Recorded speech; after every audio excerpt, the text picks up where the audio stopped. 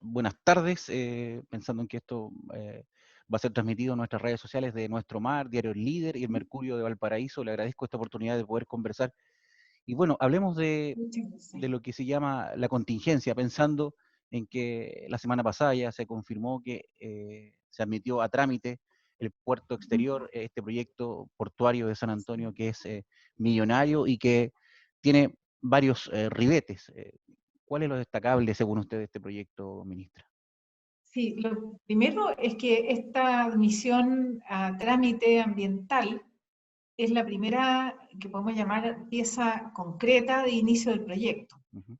Ha habido mucho trabajo para llegar a este punto y ha sido trabajo más bien interno, pero este es el primer hito que marca que ya estamos con el proyecto en proceso y tratando de caminar hacia su ejecución. La importancia que tiene es que aquí San Antonio toma un rol protagónico en el comercio exterior de Chile, no solo por el volumen de carga transportada, sino porque este proyecto lo que trae es la tecnología más moderna para desarrollo portuario y consolida al puerto como clave en la macrozona central. Independientemente de que hay un proyecto de expansión en Valparaíso, el gran crecimiento portuario nacional va a estar, esperamos, localizado aquí en San Antonio. Así que para la ciudad es importante y para el país es realmente clave.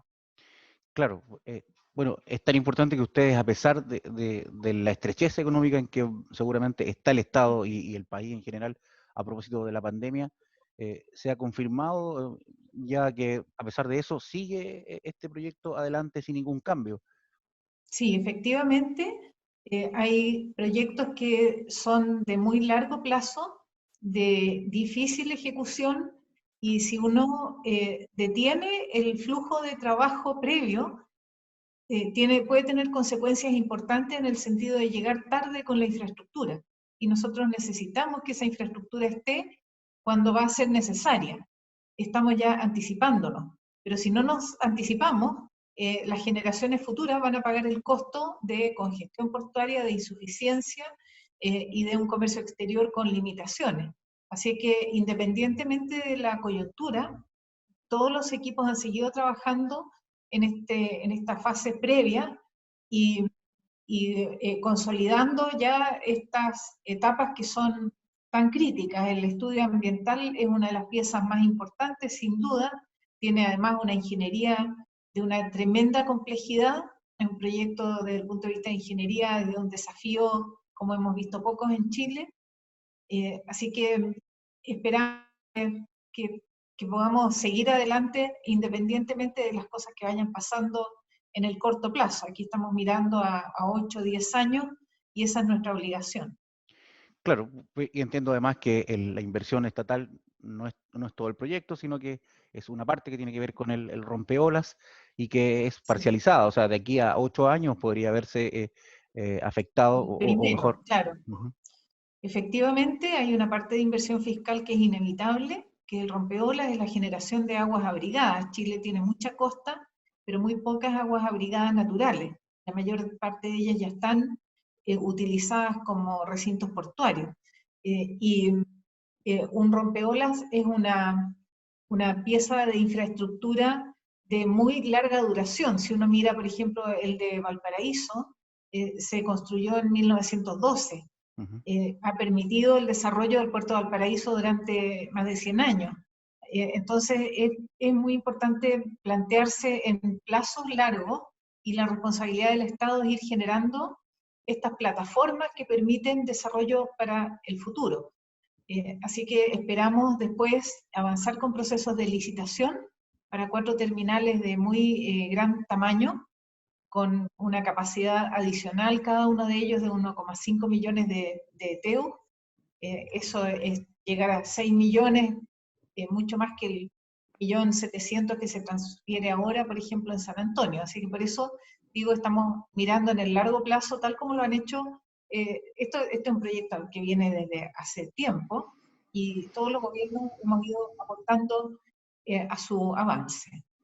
Bueno, y ha sido el gobierno, este gobierno el que más ha hecho en el tema de la concreción ya de los últimos pasos para avanzar en este proyecto. Pero sin duda, ministra, este proyecto va a generar externalidades negativas, como se les llama, y Ujú. uno de esos temas que preocupa, por ejemplo, es los humedales que hay en torno, incluso dentro de la zona donde va a operar o donde se va a construir el puerto de gran escala. ¿Cómo se enfrenta eso? Pensando que también me hablaban el otro día personas de la Fundación Cosmos, que son las que están cuidando un poco, velando por Sí, la mantención del estuario del río Maipo. justamente. ¿Cómo, cómo, Yo creo cómo ven que ustedes? sí, en la actualidad no hay ningún proyecto de esta escala que no tenga un análisis ambiental extremadamente riguroso. Aquí tenemos que compatibilizar el crecimiento y el desarrollo económico con la sostenibilidad ambiental, sin duda. Y no solo con la protección de espacios físicos como los humedales o la biodiversidad, también otros impactos que puedan afectar a las comunidades. Así que el estudio de impacto ambiental va a ser una parte muy clave de toda esa discusión. Nosotros ya tenemos avance en varios de esos temas. El humedal, por ejemplo, de la desembocadura del río Maipo es un punto muy clave a proteger y ya están preliminarmente definidos los límites del área de protección y está todo eso incorporado en esta presentación que se hace al sistema de evaluación ambiental. Así que va a haber discusión todavía más adelante, pero en todas estas partes han sido consideradas y para todas ellas, en el caso de existir algún impacto, existen también las medidas de mitigación según estándares internacionales. Claro, y eso es lo que espera la gente, que se cumpla todo eso, y la gente tiene Luis Canac, que ha dicho, que el gerente general de Puerto San Antonio, ha invitado a la gente a también a exponer sus ideas en este proceso que se va a iniciar, que entiendo se va a realizar necesariamente en forma virtual, quizás el proceso de participación ciudadana, ¿no? Sí, al menos en el año, me imagino yo en los 6 meses próximos, el año próximo, seguramente va a ser virtual, pero justamente por lo que hablábamos antes, no vamos a poder detener el avance. O sea, es muy importante que encontremos los mecanismos para que el proceso siga, que hagamos todas las participaciones ciudadanas necesarias, y ahora afortunadamente tenemos los medios para poder hacerlo, estos medios tecnológicos, así que no habría ninguna razón para detener esas consultas o para impedir que las personas se incorporen a la discusión muy activa de este proyecto. Claro. Y en la contraparte tenemos Valparaíso, que tiene su proyecto de Terminal 2. ¿Cómo va eso, ministra? Que un proyecto Sí, tan manoseado, tan ha postergado costado. también. Ujú. Sí, lo que pasa es que aquí tenemos dos puertos que son claves en la macrozona central, Valparaíso y San Antonio, y ambos tienen que expandir su capacidad, porque la proyección de crecimiento de carga es importante. En el plazo muy inmediato se ve una baja, pero cada vez que ha habido bajas en los volúmenes de carga portuaria, por algún impacto de situación económica, la recuperación es bastante rápida y se vuelve en general a los niveles previos a las crisis. Entonces tenemos que tener un escenario de crecimiento de demanda y para eso es que tenemos que invertir ahora. El proyecto Terminal 2 es desde el punto de vista del desarrollo el que está más cerca de poder implementarse, porque tiene todos los estudios de ingeniería, tiene estudios ambientales, tiene todo lo que uno necesita para sacar adelante un proyecto portuario. Y el puerto exterior de San Antonio es de más largo plazo, así que esta es una etapa anterior que igual es necesaria y está actualmente esperando la resolución del Comité de Ministros, que es una etapa final, ya pasó por la resolución de calificación ambiental, tiene una recomendación favorable, y ahora esperamos que se cumplan esas etapas. Hay que contestar reclamaciones y algunas acciones que han planteado miembros de la comunidad respecto al proyecto. Eso está en discusión y nosotros esperamos que se resuelvan, que podamos encontrar formas de avanzar de manera equilibrada. ¿Y ese qué plazo tiene esa etapa, ministro?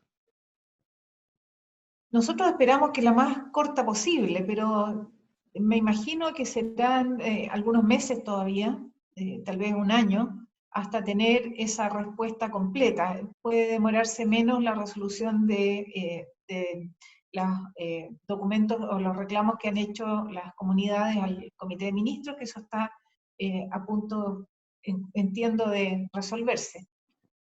Pero todavía hay procesos que esperar. Independientemente de eso, y como usted sabe, hay un concesionario que devolvió la concesión, por eso la empresa portuaria asumió la titularidad del proyecto para poder seguir avanzando. Hay una etapa de retracto en que el concesionario podría volver a tomar la concesión. Nosotros no hemos recibido información que vaya en esa dirección, pero es una opción que tiene. Y si no la toma, entonces nosotros tenemos que relicitar. Ahora, para relicitar, y dada la experiencia reciente, creemos que tenemos que tener la resolución de calificación ambiental a firme, porque eso va a hacer mucho más fluido los plazos y también el interés de posibles inversionistas. Con todo eso, ¿cuándo podría partir la obra? Ay, si pudiéramos partir en... Mañana. si pudiéramos partir mañana sería ideal, pero supongamos que comienzo de 2022 tal vez. Tenemos todavía algunas incertidumbres, como digo, de las respuestas a las reclamaciones. Así que por eso es que no podemos anticipar con mucha precisión cuándo podría partir. Pero nosotros sí podríamos el próximo año, a fines, sí, próximo año principalmente, por lo menos empezar el proceso de relicitación. Bueno, para los de Valparaíso, que estén tranquilos, que el gobierno también Sí, está pensando en ellos, no solamente totalmente. enfocado en San Antonio, que muchas veces se piensa así, esta dualidad en que está la región de No, Valparaíso, donde tiene dos megapuertos, dos grandes puertos, mejor dicho. sí, yo creo que no es correcto, o por lo menos a mí no me parece que sea la mejor manera pensar en todo o nada en un solo puerto dominante. Siempre es necesario tener un respaldo por razones hasta de clima, geográficas, de riesgos, eh, hasta de terremotos, no sé, siempre es bueno tener ese respaldo. Y fuera de eso, si los puertos están cerca y de alguna forma compiten, finalmente se ven beneficiados los usuarios, porque eso significa que también hay competencias de tarifa y hay un esfuerzo de los concesionarios por atraer a las grandes líneas de navegación. Y eso finalmente termina redundando en precios más convenientes y esos precios más convenientes también son mejores precios en los productos finales a las personas. Así que más allá de pensar en la inversión grande o en la empresa concesionaria, nuestro interés es que los costos de toda esta operación sean bajos, que haya mucha competencia para que las personas, el usuario final que recibe el producto que encargó, por ejemplo, tenga un costo bajo de su compra. Claro, y bueno, son proyectos que de una u otra manera van a ir marcando el devenir de la proyección portuaria de San Antonio, o sea, Sí. del país, mejor dicho, eso quería decir.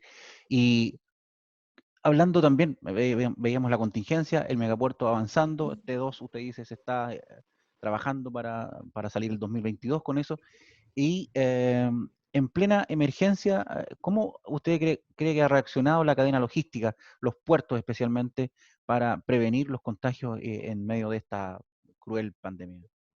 Sí, yo lo primero que quiero hacer es darle las gracias a los trabajadores portuarios, porque creo que han demostrado un compromiso realmente valioso con el funcionamiento del país. Finalmente el país ha seguido funcionando a pesar de las crisis y ahora con la pandemia con mayor razón, en buena medida gracias a que los puertos han seguido operando y la carga se ha seguido moviendo. También los transportistas de carga han tenido un tremendo rol. Lo que se ha hecho es lo mismo que se ha hecho en otras partes del mundo, que es aplicar protocolos de protección a los trabajadores en los recintos portuarios y también protocolos de control. Nosotros estuvimos en una reunión hace poquito más de una semana con la subsecretaria Daza para perfeccionar los protocolos de acceso a los puertos. específicamente proteger a los trabajadores. También hemos implementado procesos de vacunación masiva contra la influenza, de manera que no tengan un doble riesgo, por lo menos estén protegidos en esa posibilidad de enfermedad. Así que todas las medidas que nosotros recopilemos de lo que se hace en el mundo, más las que sean necesarias a nivel local, las vamos a estar implementando. Y las empresas portuarias y las concesionarias están todas activas en eso también. Claro. Bueno, imposible, me imagino, hacer pronósticos, pero ¿cómo ve usted el futuro de la industria post pandemia o tratando de salir de esta emergencia? Se ve complejo en un plazo, a mi juicio, acotado. Lo que hemos visto, como decía, es que las recuperaciones de las crisis en general Son son rápidas. más o menos rápidas. Ujú. El crecimiento del volumen de carga es rápido y ha pasado también que se ha fortalecido mucho el- un hábito de compra por Internet, por ejemplo, y eso significa que han aumentado mucho más las importaciones. Son tendencias que se empiezan a modificar también como consecuencia de la pandemia, en parte, y también de la disponibilidad de tecnología, de una configuración distinta de los proveedores. Así que yo creo que va a haber una recuperación que va a permitir que el sistema portuario chileno siga creciendo. En el mundo sigue siendo muy alta la proyección de movimiento de carga en general, de crecimiento de la carga, y una proporción muy grande, sobre el 90% de ese crecimiento se va a mover por vía marítima. Claro. Así que nadie tiene muchas dudas del rol que van a seguir teniendo los puertos en el movimiento de bienes mundial. Y hay que tener paciencia, me imagino, para que estas cosas vengan en forma paulatina. Me decía hace muy poco el presidente de los aduaneros, de las agencias de aduanas en Chile, que ellos han probado que a partir de la pandemia se lograron agilizar varios procesos porque ellos mismos tuvieron que Eso, invertir y hablan de una especie de revolución incluso digital en las agencias de aduanas. eso debería tener un impacto muy fuerte después en agilizar trámites. Ujú. Y eso es lo que ha pasado en muchas organizaciones, yo incluyo al Ministerio de Transporte. Nosotros llevamos 2 años en el proyecto de digitalización de trámites. Nos dábamos vueltas permanentemente y capaz que si esto no hubiera pasado, habríamos estado 2 años más en lo mismo. Y en 2 semanas tuvimos el Ministerio Digital. Entonces yo creo que era cosa de lanzarse y aquí la situación nos empujó y ha sido muy exitoso.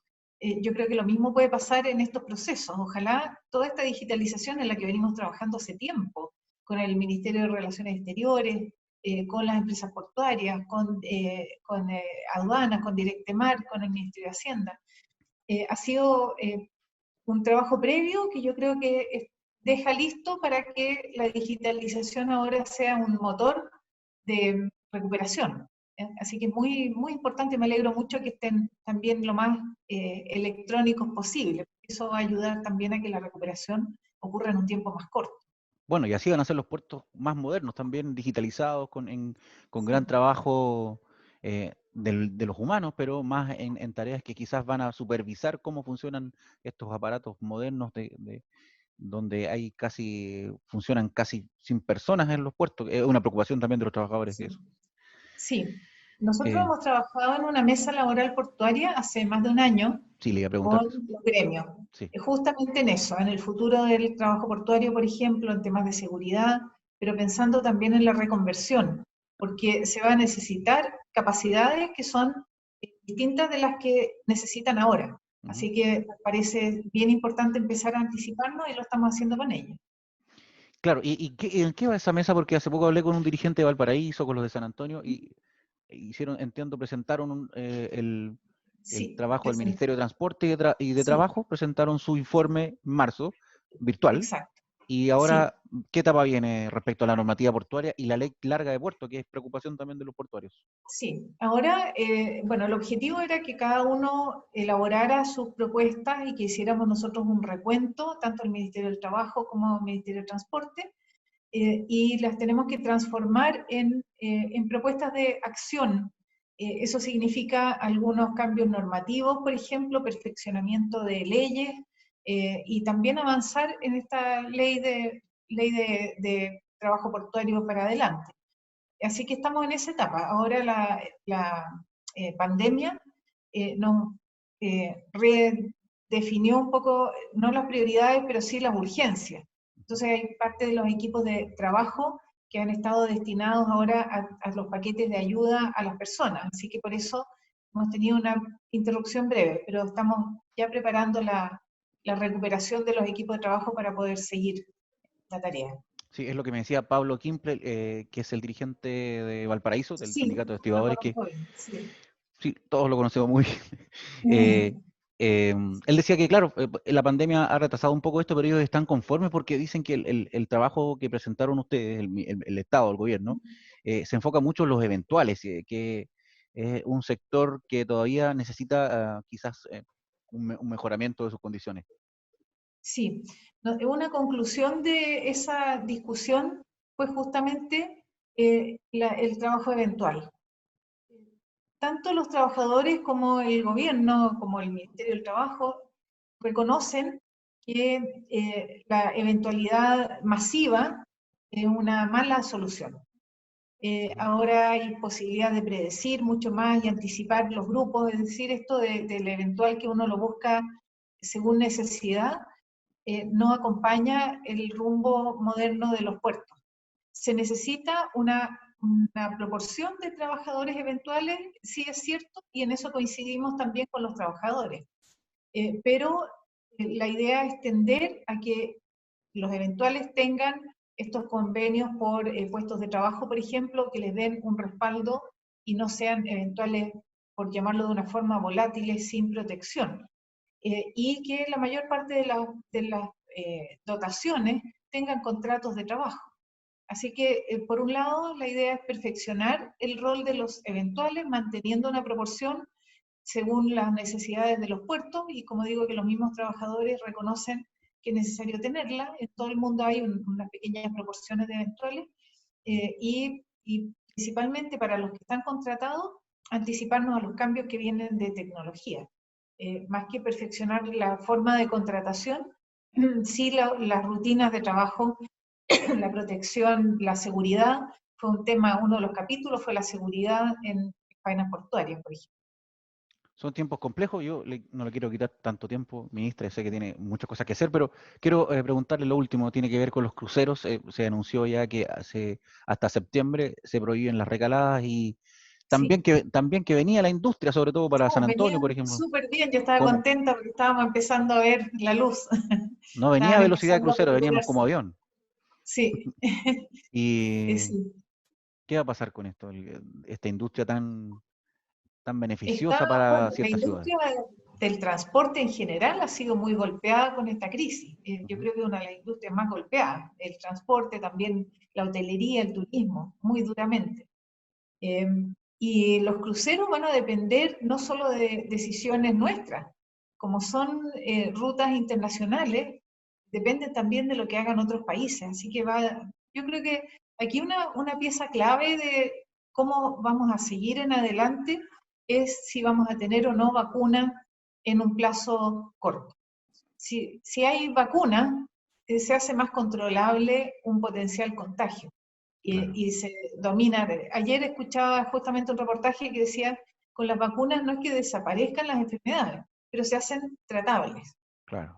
Si eso ocurre en un plazo corto, es posible que la industria vuelva a crecer rápido y volvamos todos a movernos entre países y a viajar. Eh, pero mientras eso no ocurra, todavía va a haber un riesgo asociado a estar dentro de un recinto cerrado por mucho tiempo con más gente, así que se ve improbable que se recuperen en un plazo corto.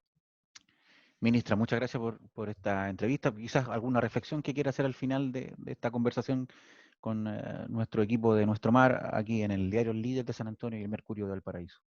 No, solamente quisiera mandar un saludo a toda la gente de San Antonio. Ustedes saben que yo viví ahí mucho tiempo, estudié en San Alumna, Antonio también. alumna del Santa Teresita, ¿no? Fui alumna de primero, mi primer colegio fue el Sara Cruchaga. Ah, sí. Eh, Eh, sí, y ¿Ya? después estuve en enseñanza media, segundo y tercero medio los hice en Santa Teresita. Así que tengo el mejor recuerdo de haber vivido allá. Y y lo que propongo es que miremos positivamente el desarrollo portuario de San Antonio. Es tan importante y es tan fundamental para el desarrollo del país y puede tener un pilar muy clave y muy positivo si es que se maneja bien. Esta es una oportunidad de administrar un gran proyecto en forma moderna, con todas las precauciones, con todas las mediciones de impacto, con buena participación ciudadana. Si todos nos comprometemos, podemos llegar a tener una estupenda ciudad, una muy buena convivencia, una sostenibilidad ambiental asegurada y además un puerto de primer nivel en América Latina. Sí, lo que se habla acá es que se haga el puerto a gran escala, pero también a escala humana, es Por un supuesto. concepto. Y me Sí, y hay imagino que, ejemplos. Uno ve, no sé, ciudades como Hamburgo, que es una ciudad maravillosa, y tiene el puerto ahí mismo. Y viven, en una ciudad clave, o sea, para ellos el puerto es fundamental, es parte fundamental de su actividad. bueno, Carlos Mondaca, que es gerente de asuntos públicos de Puerto San Antonio, estuvo en varios puertos, en Hamburgo incluso, y ha contado varias experiencias respecto a cómo esos terminales, esas ciudades puertos han enfrentado la necesidad de crecer, pero también en concomitancia con los intereses de la gente. Claro, exactamente, y no tiene por qué haber un deterioro de la ciudad porque hay un puerto. Tal vez esas son visiones antiguas, en que las grandes instalaciones industriales eran bastante agresivas con las comunidades. No es ese el espíritu con el que se está abordando este proyecto. Por eso digo, es una oportunidad para el país demostrar que un proyecto de esta escala se puede hacer en buena forma y en armonía con la comunidad. Ok, muchas gracias.